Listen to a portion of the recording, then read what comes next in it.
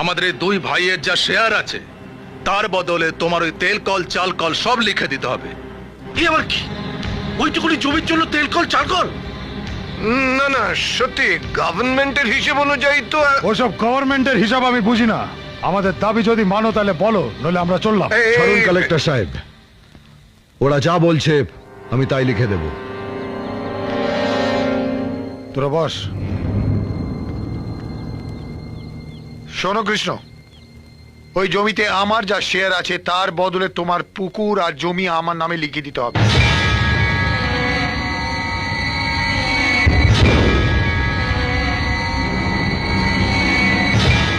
লিখে দেব। তোমার সমস্ত ব্যাংক ব্যালেন্স, তোমার ইটের ভাটা সব লিখে দিতে হবে, নইলে আমি কিন্তু সই করব না। আর তাছাড়া তোমাকে এই গ্রাম ছাড়তে হবে।